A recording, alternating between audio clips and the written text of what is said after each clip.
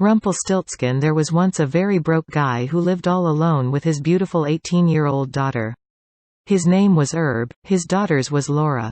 Since he had no money at all, he tried to sell drugs on the streets to make a living for both of them. But as he did not get as much sales as he wanted to, he got into serious trouble with his supplier. That supplier happened to be a super hot Italian mafia boss in his mid-20s. So he told the guy, "You owe me a lot of money, dude. Where the hell am I supposed to get that back from?" "Well, I don't know, but how about you make some darknet shop? That would be way more up to date." We're in 2020, man. The mafia boss, whose name was Massimo, was like, "Well, great idea, Herb," he giggled, pointing a Nerf gun at him. "But how am I supposed to do that? I don't even know how to code." But Herb had an idea. Since he was a really shitty father, he did not know much about his daughter. But one thing he remembered. She told him once that she took some IT classes last year. So she should be able to help him. He promised Massimo to lend him his daughter to create that page for him. A few minutes later, Laura got into his Lamborghini and they drove off to the airport, where they got into his private jet. After a long flight, on which they got to know each other very well, they finally arrive in Massimo's giant mansion in Italy. He led her into a room that was set up with a desk, a PC and a few monitors. The mafioso said, "Well, baby girl. I want you to build that online shop for me. You have one night. If you don't make it before the sun rises, I will have to kill your father." After these threatening words, he left her all alone in the room. She should get to work immediately, but she just cried. Why? Because she only went to one of the IT classes, she skipped the others in order to eat pizza. She did not know what to do in order to save Herb's life. But after a few minutes of crying, she looked up when she suddenly heard a voice. In front of her there was standing an obese long-haired man with glasses and a Minecraft shirt.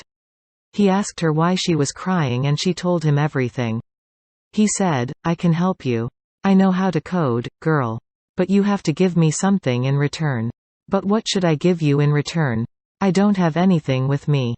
After debating for a while, she agreed to give him her Gucci sneakers so he could resell them.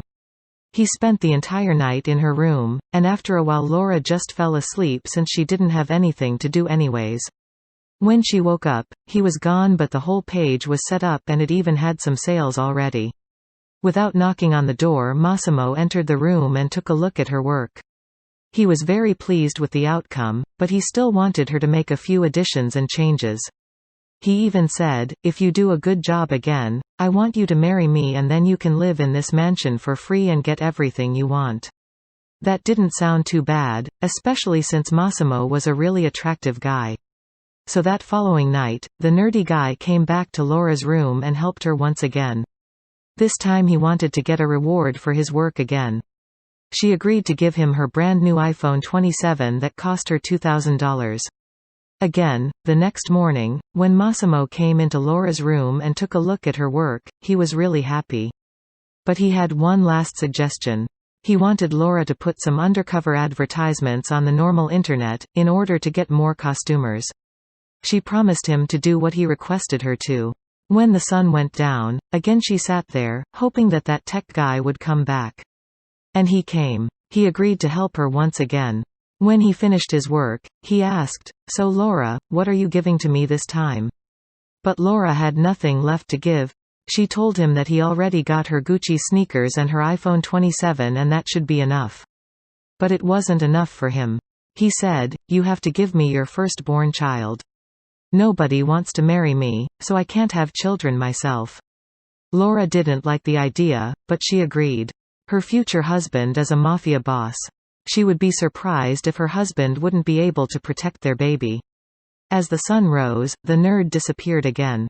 When Massimo entered the room and Laura showed him how much money she made him, he was more than pleased and asked her to be his wife. He even gave her a big fat diamond ring, and with the thought of living in that giant mansion, right in Italy, with this hot man, she could not deny his offer. They had a really huge wedding and they lived happily ever after.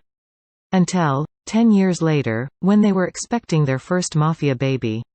One night, the nerd from back then came back to the mansion and reminded Laura of the offer. She was really sad about that and had to think of a plan in order to save her baby. She begged the long-haired guy for mercy, and he said, "If you can guess my name, you can keep your child. You have 1 week." With that he left. He came back every day, but Laura just couldn't guess his name. It was not Kevin, it was not Justin, and it also was not George. She really did not know what to do anymore, so she told her husband everything. Surprisingly, he was not mad at her at all. Instead, he sent out his cousins to the game convention in town to search for that man. They disguised as nerds, so they wouldn't catch anyone's attention. And they actually found the man. He was wearing a weird costume and was working behind some alien bar. He even had a name tag. That name tag said, Rumpelstiltskin. The cousins immediately took a picture of him and brought it to Laura and Massimo. The next day, Laura told Rumpelstiltskin that she had found out about his name. He was very angry and screamed and went crazy. Everyone in town was so afraid of that angry nerd, that they had to send him into an insane asylum. He never left the asylum, and Massimo and Laura lived happily ever after with their child.